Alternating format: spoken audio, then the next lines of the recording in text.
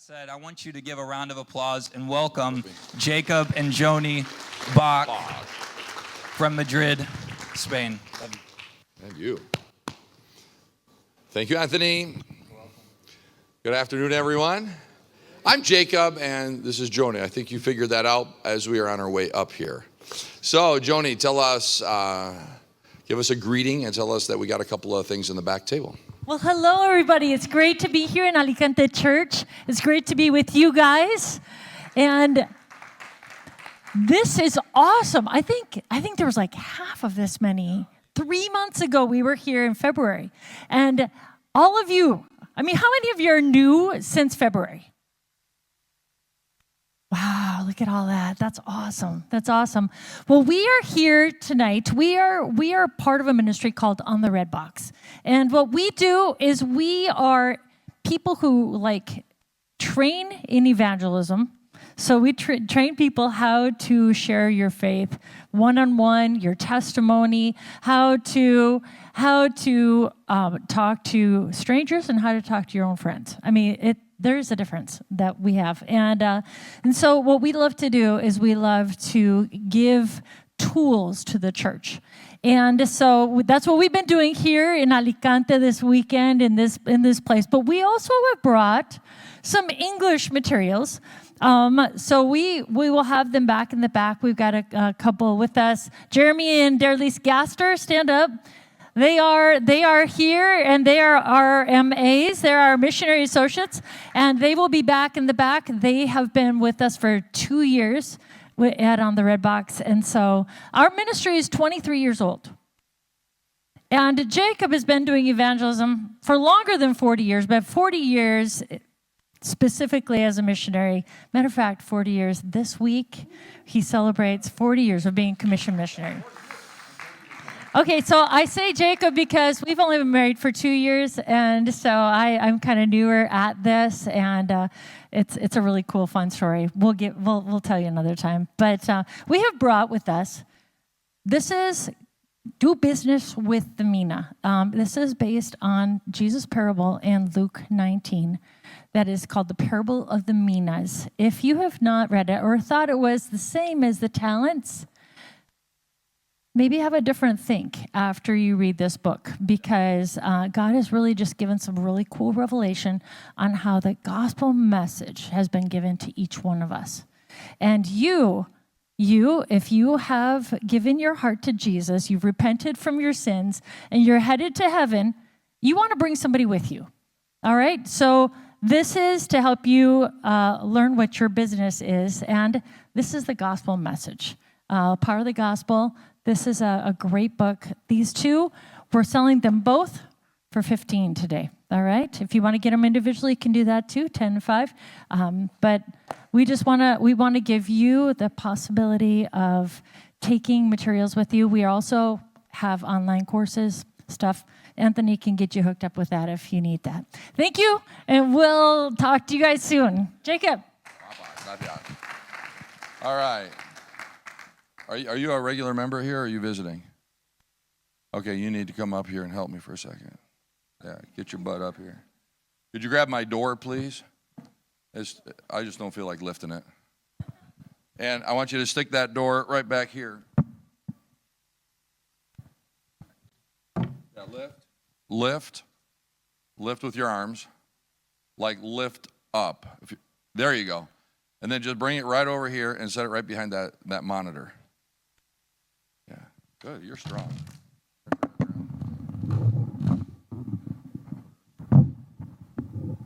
Good, right there.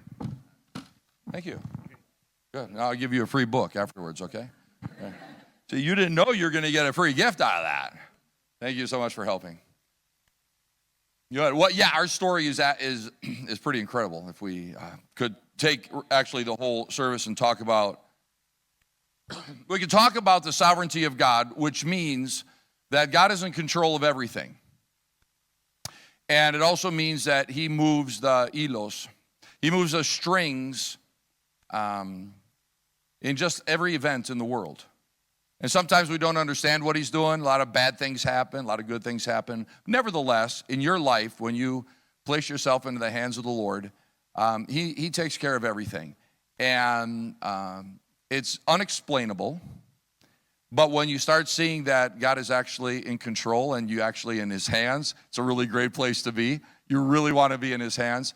And yeah, our story goes back to, it's a long story, but just to tell you this, I was telling a young man this morning who's only 20 years old. And Joni and I got married not even 2 years ago. We're both widows. Well, she's a widow, I'm a widower. And her husband passed away about 4 years ago. My wife passed away about 7 years ago. And basically, you know, at my age, I'm 63. At that time, I was 54, 56. And I thought, you know what? I had a great marriage. I'm fine. Let's just finish up our work here on planet Earth and go on to be with the Lord. And I was pretty much settled that in my mind. But my wife, before she passed away, in her really literally like in her last breaths, she said, now you're going to get remarried. I mean, she's like on her deathbed. So that's pretty intense. She said, you're going to get remarried. And I thought, hey, you know, this is like a little strange. You're telling me this, you know. I didn't say that. And she put up her hand. She goes, I know that, you know, you're not thinking of that sort of thing, which of course I wasn't. And she said, but she goes, in the right time, God's going to bring somebody. You're not a man to be alone, so God will bring you somebody. And so she passed away a couple days later, and then, you know, a year passed. Grief is an awful thing. If you've lost a parent or a child or a grandpa or a grandma or even a spouse, you know, I mean, it's just, a loss is a terrible thing. And so, you know, 1 year passes and 2 years and 3 years. I'm not even thinking about it. When fourth year hit of living alone and such, I remember walking on the beaches of Albania. And I said, well, God, you know, I know my wife said, hey, you know, you're going to get remarried someday. I think she probably missed it on that one, but that's okay. But if, you know, you really don't want to get the wrong choice when you get married. You really want to marry the right person. You don't want to marry poorly. You don't want to marry poorly. And so you really want God's choice for you. And so if you're in the hands of the Lord, he moves all the strings. And so I said, if you actually have somebody, I don't know, you're not telling me anything, that's fine. You don't need to. I'm fine. If I could be alone the rest of my life, that's fine. It doesn't matter, whatever you want. But if there is somebody out there, you need to drop my jaw. You know what that means? Drop the jaw? Like, oh my goodness. You know, just kind of like leave your mouth hanging open like that. This is absolutely amazing. Because otherwise, you know, I don't even trust myself. God, I want you to choose. You know, I don't want to choose because I'm not really good at that sort of thing. I thought I was pretty good, you know, but I said, why don't you just do it? So all that to say, I was telling this young man this morning at the Spanish church, he was only 18. And I said, you're not ready quite yet, but I mean, when you do come, I said, let's leave that in God's hands. And so a couple years ago, I was just doing a trip, and I stopped by Joni's church in the United States. I live here full time. I've lived here for 38 years. But I just went back for a month, and I stopped by this church, and Joni had recently been widowed within the, you know, year and 4 months or so. And I said, hey, you know, grief's pretty tough. You want to go out and have a coffee? But I didn't really, you know, I wasn't moving on her. I really wasn't. I promise you, you know. And I just thought, let's talk about grief because sometimes it's hard to talk about those things with just anybody. But because I had gone through it, I said, let's talk about it. And so we went out, and we talked about 20 minutes, and then I just started asking questions because we were sitting drinking this coffee, and we were talking in Spanish. And I thought, well, that's kind of interesting. She's from the States, but she grew up in Costa Rica, so she already spoke Spanish. And I thought, well, that's kind of fun. And then she told me that she was just like Victoria just got her credentials to be a minister. Well, she had her credentials in the same denomination as us, the Assemblies of God. Oh, that's not a coincidence. And then she says, well, I just love people, love God, love missions. I've always had a call to the mission field. And I said, well, I'm going to the mission field like next week. Want to go with me? Well, it wasn't quite that quick, but just about. Just about. And a bunch of things just all of a sudden started to line up. And by the next day, I mean, I knew that I knew. And it was like God said, I have decided what's going to happen next. I mean, he didn't say that verbally to me, but I had understood. I'm going to decide what happens next. And now you can choose if you're going to accept it or not. That's how clear it was. I said, all right. I says, and he says, go and receive the gift I'm giving you. Joni. I said, yeah. You just dropped my jaw, within a day, within a week. That was the word that came to my heart. Go and receive the gift I'm giving you. And I knew beyond a shadow of a doubt that it was God. And Joni, the same thing. It was just like, wow, that wasn't that hard. And you see, when you put your life in the hands of God.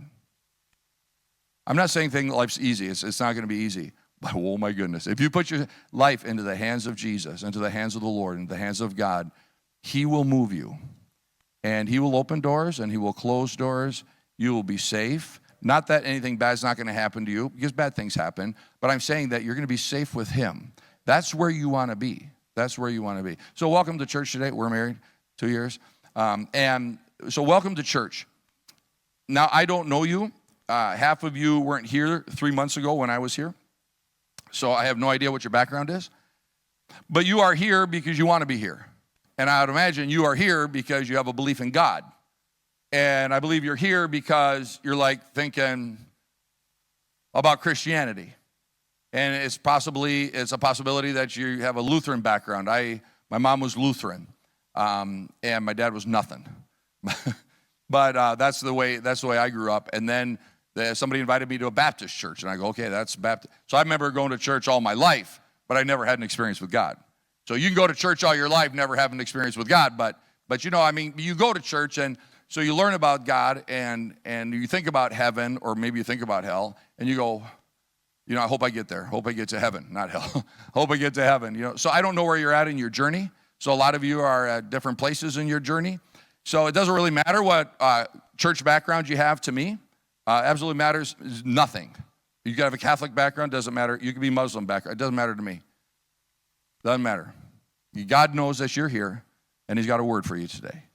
And I'm not talking to you about church.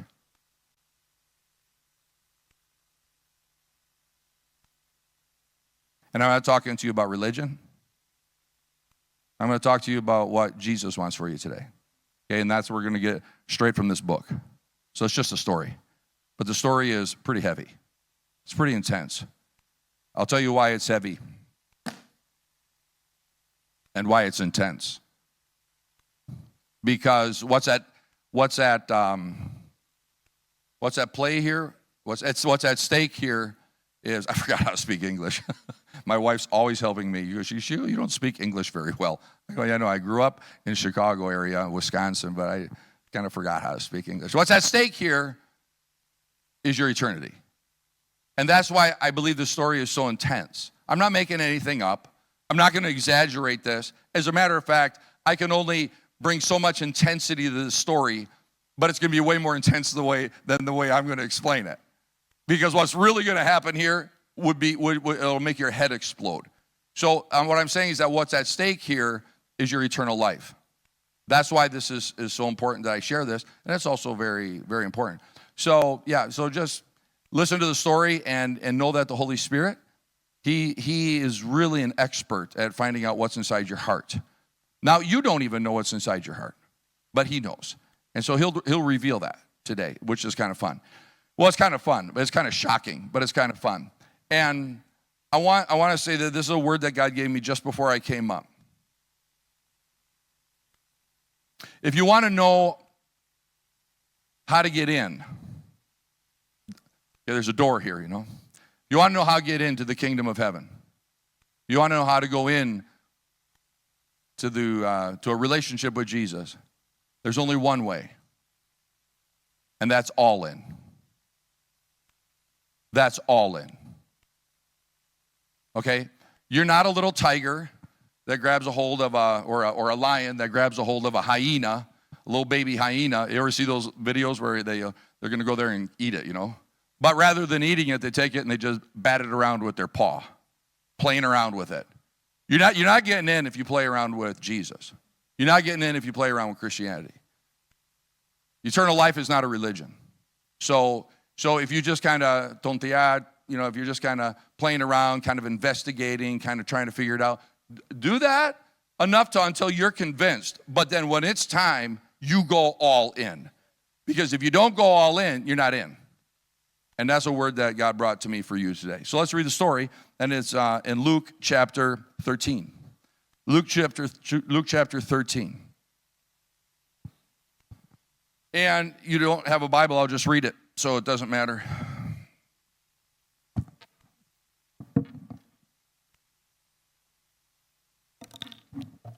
Great time of communion. You read out of the Message. If I read out of the Message, we'd be here till 10 o'clock at night, you know. It's just like, it just explains everything as you read it, and it's like, wow, that was so good. I got to read this actually in the Message translation. It'd be super cool.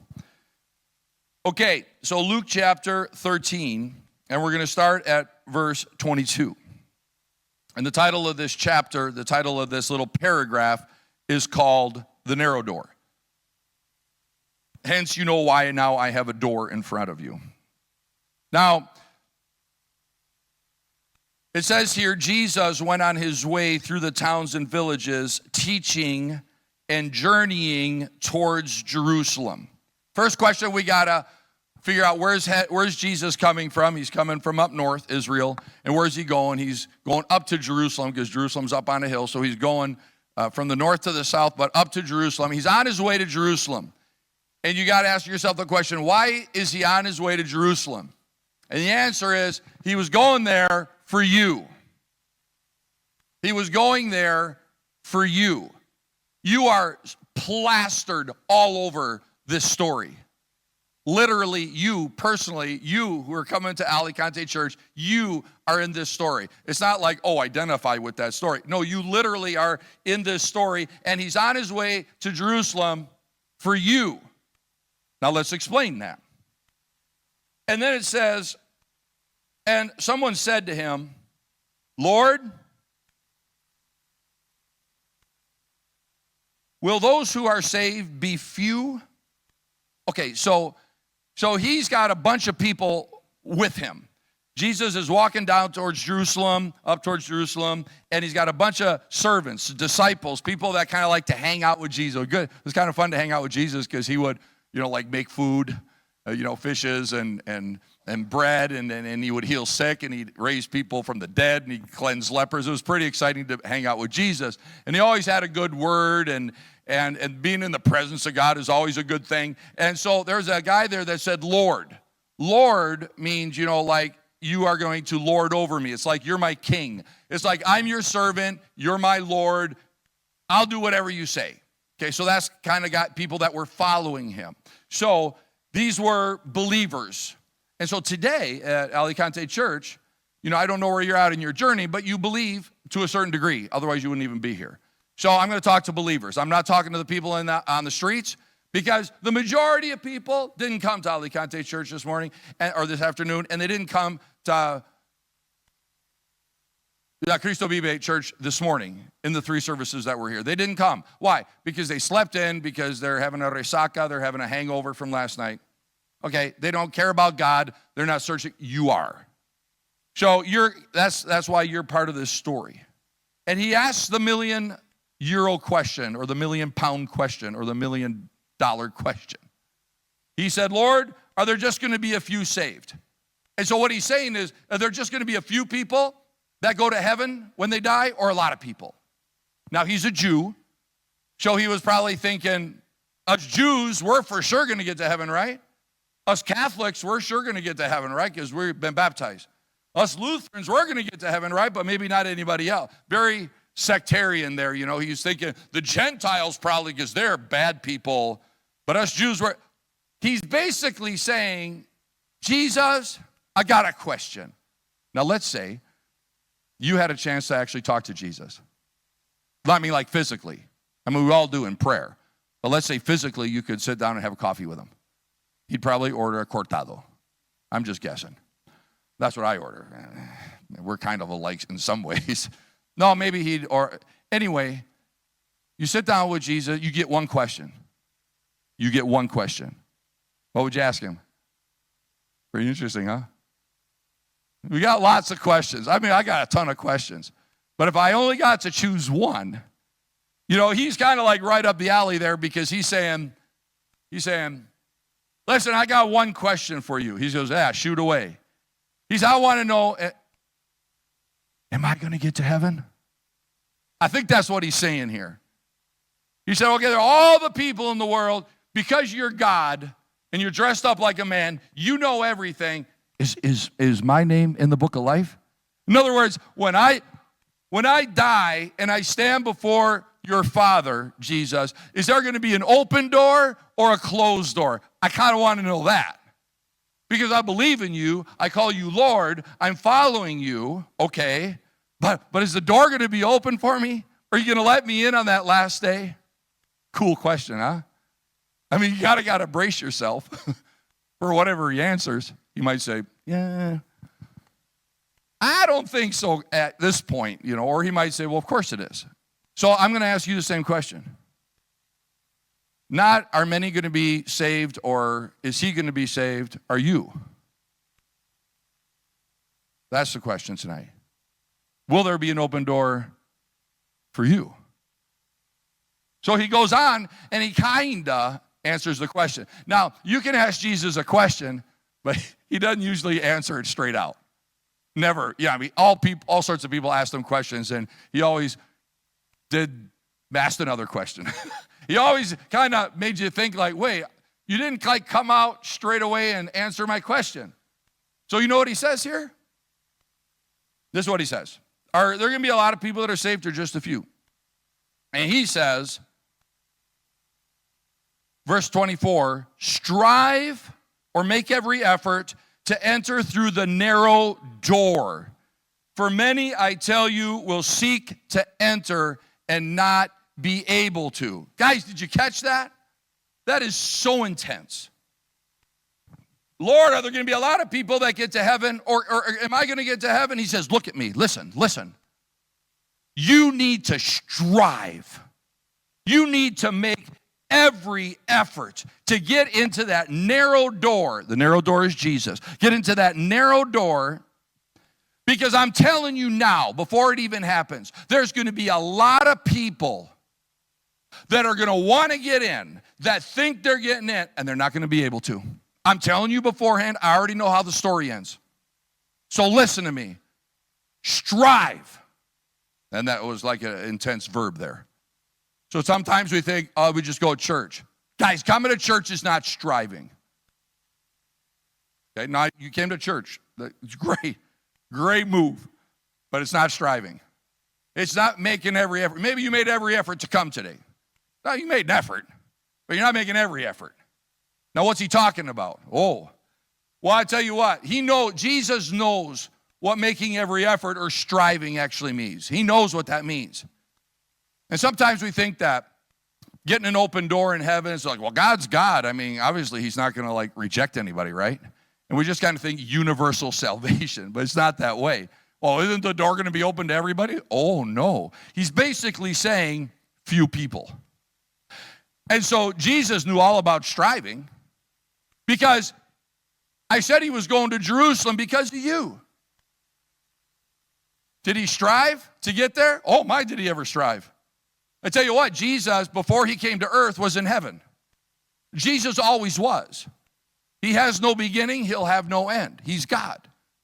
But he came down, was born of the Virgin Mary, part of the plan, and lived a perfect life. But did he strive? He came down for a purpose. And I'll tell you why he came down. Now I can take off this.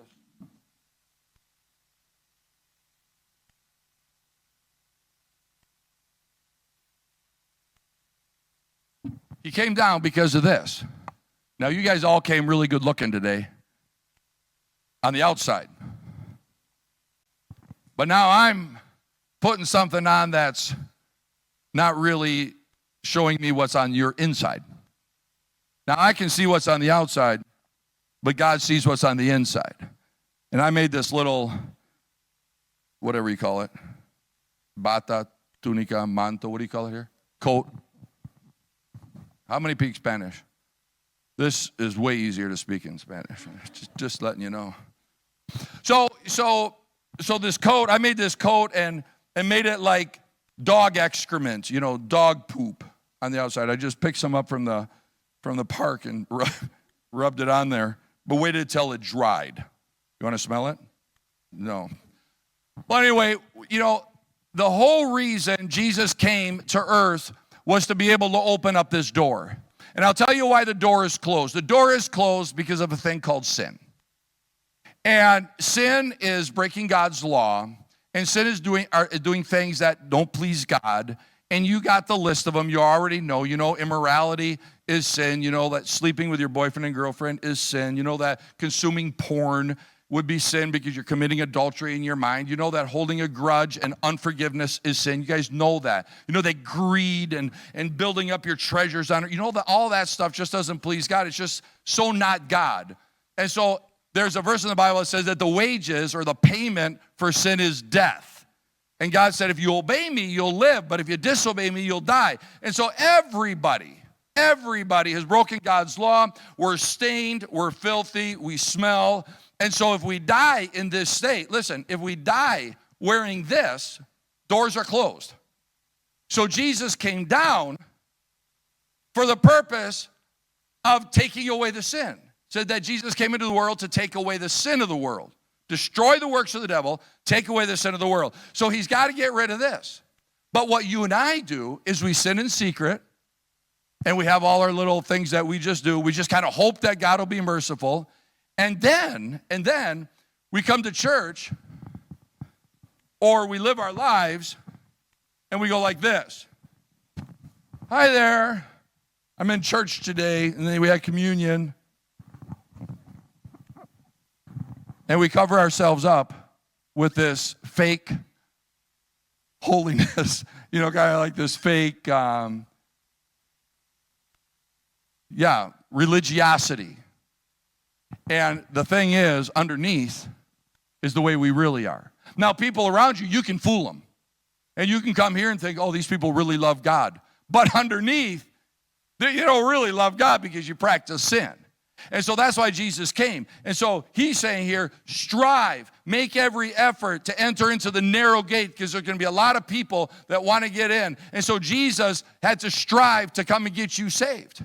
Jesus lives this perfect life, and the night before that he's crucified, he's in a garden called Gethsemane.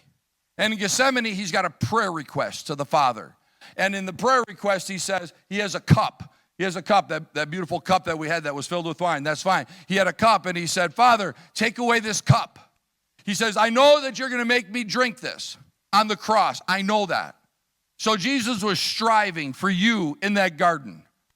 And when he said, Jesus, can you take away, or Father, can you take away this cup? The cup was punishment for sin. The cup was the judgment of sin that we've committed. The cup literally was like the wrath of God. And the Father was going to hand this to Jesus, and on the cross, he was going to drink a punishment for sins that he never committed.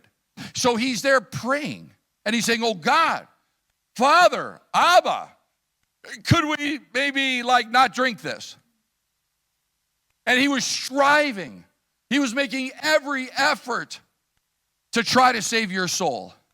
And there he was falling into temptation, saying, okay, I'll pay for their sin, but and there was silence in heaven. Like God's not, he's just like, poder puedo. I could take away the cup. I could, but if you don't drink it, Jesus,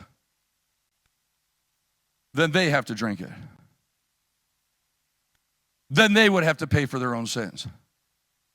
And Jesus threw himself on the ground. And he began with dust in his face, and he began pounding the ground. It says that he prostrated himself on the ground. Abba! And he was just crawling out to God. You ever call out to God and heavens are brass? Why aren't you answering me? Oh, God was listening. Can you take away the cup?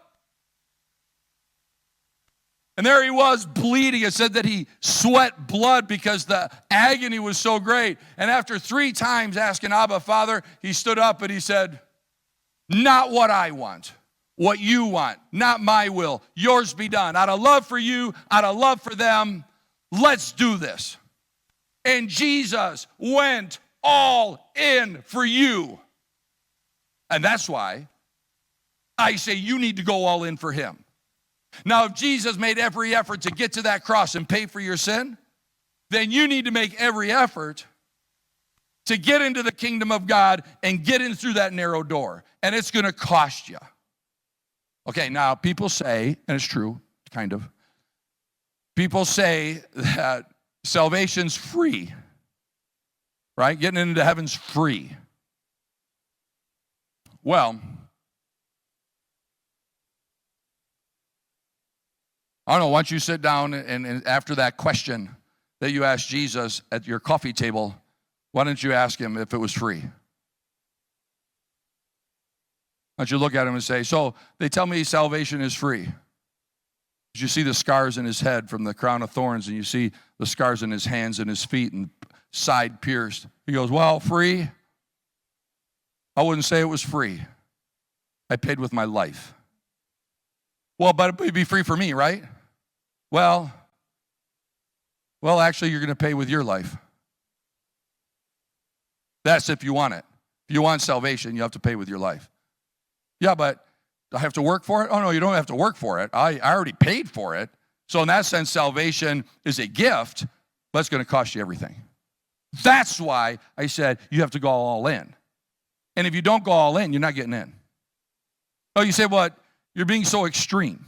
Well, Jesus says, make every effort. And then if you just go a little bit further, there's in chapter 14, it says, now great crowds accompanied him, and he turned to them. This is after he told the story. And he turned to him, and they looked at him, and he said, if anyone comes to me and does not hate his own father and mother and wife and children and brothers and sisters, yes, even his own life, he can't be my disciple.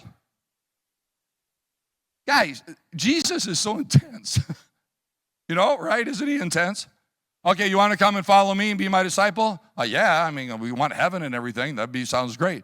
Sins forgiven, that sounds good. Then you gotta hate mother, father, brother. So you gotta hate your own life. What's he saying? He's saying, there's nothing that comes between me and you. That's what he's saying. You say, yeah, but what will my parents say? Well, whatever they'll say. There's nothing that comes. Well, what will my wife? But there's nothing that comes between me and you. Or you're all in or you're not. That's the way Jesus works. He was all in for you, just letting you know that. And then he goes on and says this is kind of, whoever does not bear his own cross and come after me cannot be my disciple. Well, that sounds like death to me, right? You know what sometimes we do, Anthony? You know what sometimes we do? It's awful. Let me read one more. So therefore, any of you who do not renounce all that he has cannot be my disciple. And you know what we do?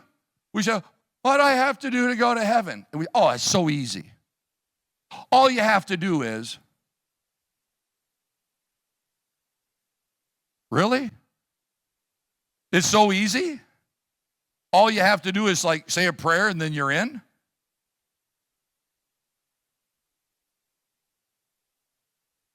I don't know if you have a Muslim background or if it's a Christian background or a nothing background, but I was talking to a Muslim the other day. I love them. Love talking to Muslims, because they talk about God. And we love to talk to them. And I said, what do I have to do to be a Muslim? You know what he told me? He said, it's really easy. All you have to do is say this prayer. Allah is God, Muhammad is prophet. One other thing, he says, you're in. I go, wow, that's pretty easy. I thought, man, we do the same thing in the Christian church. What do I have to do to become a Christian, disciple of Jesus? It's really easy. All you have to do is say this prayer. Really? That's all you have to do? Sounds to me like you got to take up a cross and follow Jesus. Sounds to me like you got to have nothing that you love more than Jesus. In fact, Jesus says, make every effort, strive to get through that door. And then the disciples look at him like, yeah, what do you mean? He said, well, if your eye causes you to sin, gouge it out and throw it away from you.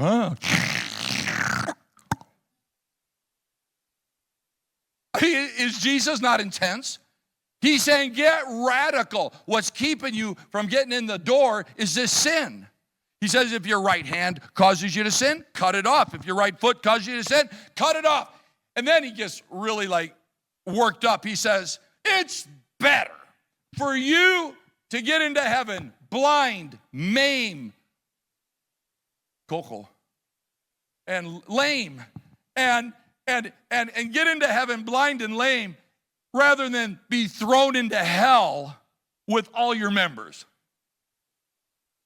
Okay, so You gotta go all in. And have these little pet sins. You know, I'll tell you a couple more things here. Back in Adam and Eve day, I wasn't there, but I read about it.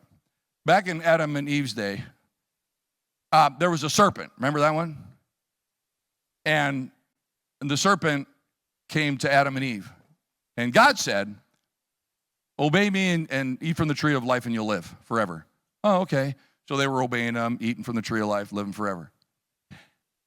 And then he said, but there's a tree over here. Don't eat from that one, the knowledge of good and evil. Don't eat from that one. If you eat from that one, you'll surely die. Don't disobey me on this one, okay? I really want you to live, so don't eat from that tree. Just trust me on this, okay? Don't eat from that tree. You can eat from all of them. Eat from 1,000 trees, but don't eat from that tree, okay? Just that one. Trust me. I don't want you to die, but you will if you eat from it, okay? Devil comes in. Devil comes in. Hey, yeah. Pretty good looking fruit on that tree, huh? Oh, yeah, but what'd God say? Oh, he said that we'd die if we ate from that. You know what the devil said? You won't die. I want that to sink in. You know what the devil just said? He said, you can disobey God and not die.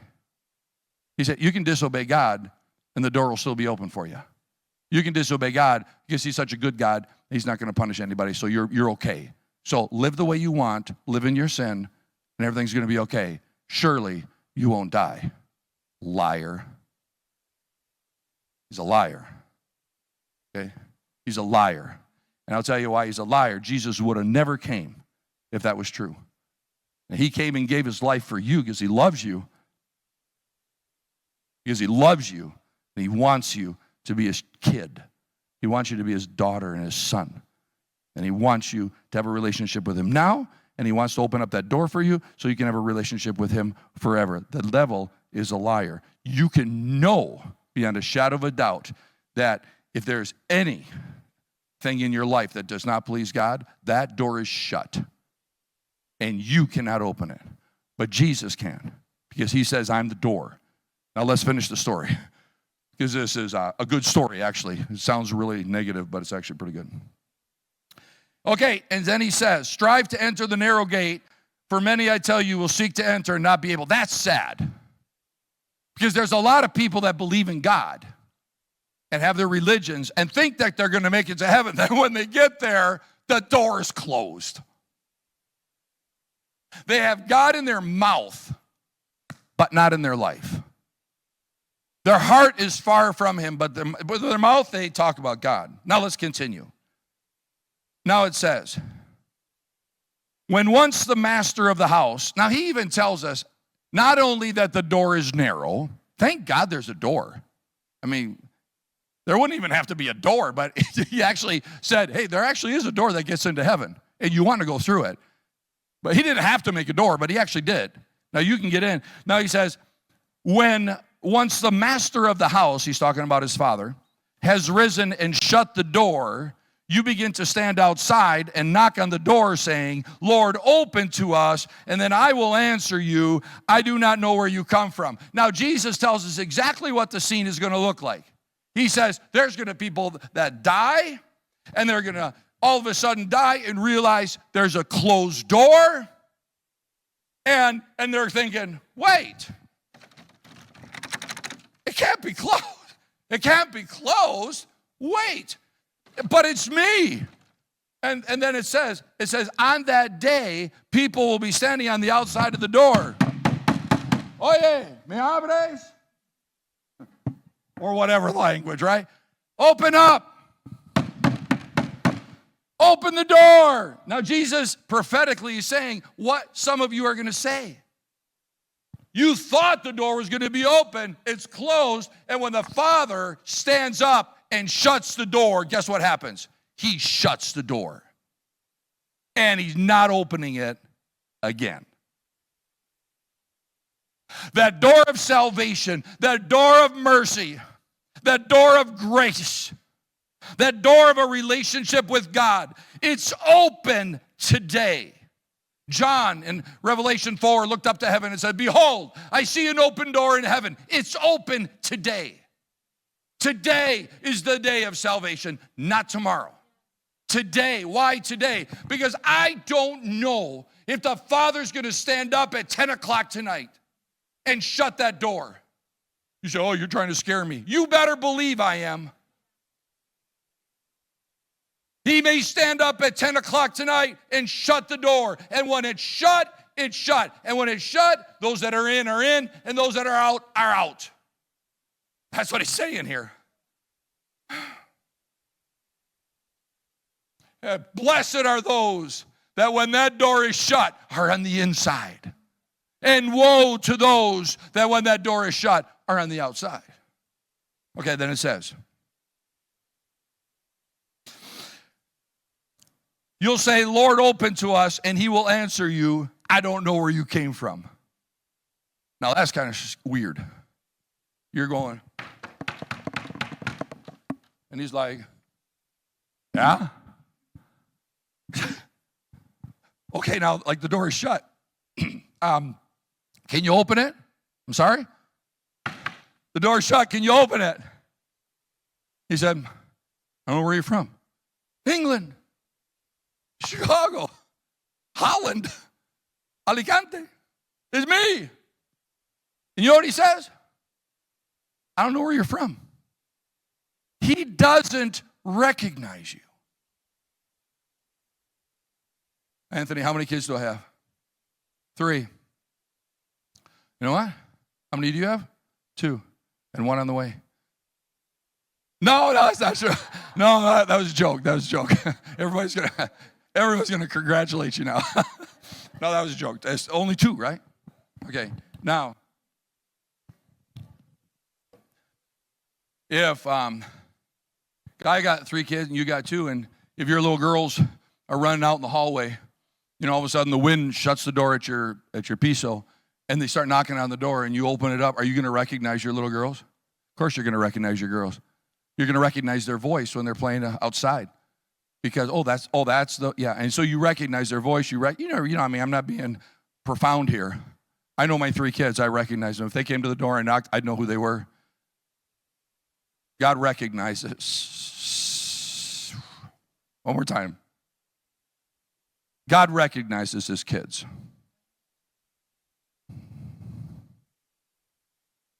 If you're not part of the family, he don't recognize you. Either he's your father or he's not. And you know what? You're not born into this world part of the family of God. You have to be born into this family of God in a spiritual way. And it's when you decide to take this and deposit it at the feet of Jesus and say, I want you to be my Lord, and I want you to run my life, and I'll go where you want me to go. And they submit to your lordship. And I don't want to love anything more than you. And you go all in. And when you go all in, he comes all in. And you become his child. You're not playing church. You're not doing religion. Religion will take you to hell. Relationship will take you to heaven. And then he says, we're coming to a close here. Then he says, I do not know where you come from. Verse 26. Then you will begin to say, yeah, but we ate and drank in your presence, and you taught in our streets.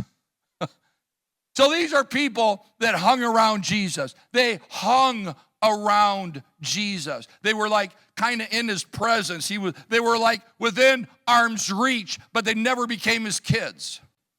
So, but you taught in our plazas, and we heard you speak, and it's us, it's Jacob. Don't you recognize me? And then he says, but he will say to you, I tell you, I do not know where you came from. Depart from me, all you workers of evil. Wow. You know why they had to depart? You know why the doors weren't opened? Depart from me, all you workers of evil. It was your sin. There's just one thing that keeps you from going through the door, and it's your sin. So you can either hang on to this, or you can let this go and go through that door. Sin is, let me tell you this, sin is way stronger than you. You'll never get victory over sin by yourself. Or Jesus comes in, the King of Kings, the mighty creator of the universe. Either he comes inside of you and breaks the power of the, you'll never get rid of it. It's the devil and sin is way stronger than you. That's why you got to have Jesus. That's why you have to go all in with Jesus. Okay, we're got one more verse here. He says, I tell you, depart from me, you workers of evil.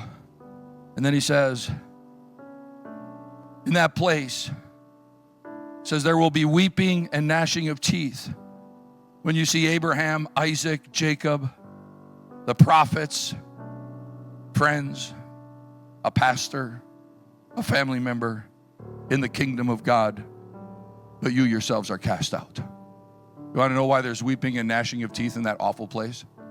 Because you see other people get in,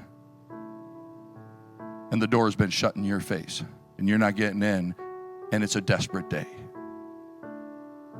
You say, Jake, you're so freaking intense. You think the way I'm explaining this is intense? Put yourself on that day. Then you know intensity. And then they're cast out. So, we'll go back to that initial question of that young man that turned to Jesus and said, Lord, will there be a lot of people saved? His answer basically is saying, those that are willing to part with this, yes, those are the ones that will be saved. And he kind of looks at him and says, but there really aren't that many people that want to do that. I came down and gave my life for them, rose from the dead for them, paid their penalty of sin and judgment for them. I today stand and extend my hands towards them. And it says, Jesus says, he says, I reached out to you. He said day and night to a rebellious and stiff-necked people, saying, I've got a robe of righteousness for you. If you're willing to unclothe yourself with this sin, you're willing to repent, I'll give you a robe of righteousness. I'll give you an open door. You'll have the key to get into heaven. I mean, I'm serious. You become my daughter and my son. Would you like this?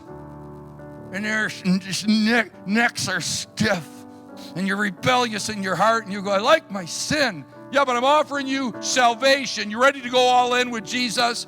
Well, I think I want to think about it. My father's going to stand up one day and shut the door. You ready to go for Jesus? Well, I'm just kind of wondering, but there's so many religions. I'm saying, you know what I'm saying? That Jesus is intense about this. He paid a huge price for you. And so, are there few that are saved? I don't know. Probably. But that's not the personal question. The personal question is, are you going to be saved? That's the question you got to answer tonight. Right? In the end, it's, are you going to be saved? This message came from God. I just read it. It's from God. This message will ring in your ears for eternity. If you accept today and you say, oh, Jesus, you come with your sin and you go, okay, closed door. Yeah, I see that. Yeah, my sin. I love that. But no, I'm done. I'm going all in. I'm going to strive. I'm going to make every effort. And you take off those clothes. You say, dress me in your robe of righteousness. Be my Lord. I'll go where you want me to go. I just surrender to you, oh Jesus. I don't understand a whole lot, but the one thing I do understand is I don't want to live in sin anymore. So if you could just forgive me and help me to break all those bad habits and get that sin out, I will follow you all the days of my life. If you're willing to do that, wow. I'll tell you what, they'll be rejoicing in heaven today. It says there's rejoicing in heaven when one sinner repents. Well, I'd love to hear heaven after our time of prayer today. So, will you be saved? Will you be one of the few?